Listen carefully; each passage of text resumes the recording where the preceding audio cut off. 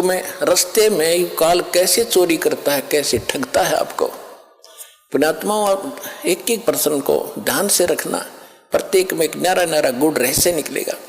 जब राजा जनक ने अपने शासन काल में, जीवन काल में राजा था, बहुत गुणे धर्म पुण्य किए थे, बड़ी बड़ी यज्ञ की थी, 100 मन घी की, सैकड़ों की संख्या,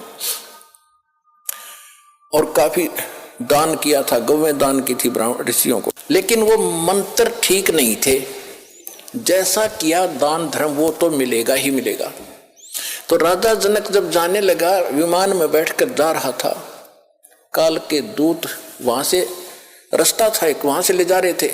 वो काल के दूत नहीं थे उसके साथ थे विष्णु जी के गण, विष्णु जी के गण, और साथ में कुछ यमदूत भी उसी जहाज में बैठे जा रहे थे। तो वहां जाकर जब एक नरक के साथ से उनका विमान गुजर रहा था, तो नरक के अंदर 12,000 आत्माएं अपने किए हुए पाप कर्मों का वहां दंड भोग रहे थे, हाहाकार मचा था, चिल्ला रहे थे। और वो राजा था, दयालु राजा था, अपने राज्य में किसी को कोई दुख होता था तुरंत उसका निवारण करता था, उसको शांति देता था, किसी को दुखी नहीं होने देता था। तो जब उसने वहां जाकर हाहाकार मची देखी तो कहा कि पार्ख दो, विमान रोको। विमान रोक दिया कि ये चिल्लाहट कहां से आ रही है, कौन दुखी है इस नगरी में।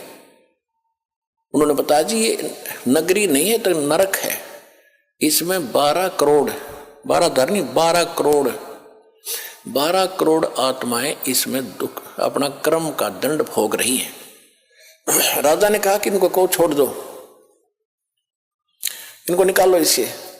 तो पार्षदों ने जो साथ गए थे भगवान के दूत, उन्होंने कहा कि राजन, या आपका हुक्म नहीं चलेगा, या तो धर्मराज का हुक्म चलेगा कि धर्मराज को बुलाओ,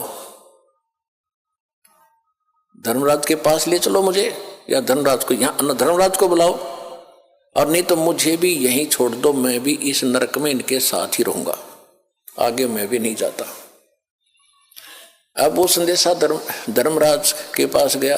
धर्मराज ने आके पूछा कि राजन क्या कारण है कि ये सब इनको छोड़ो, ये बहुत दुखी हो रहे हैं, मुझसे देखा नहीं जाता।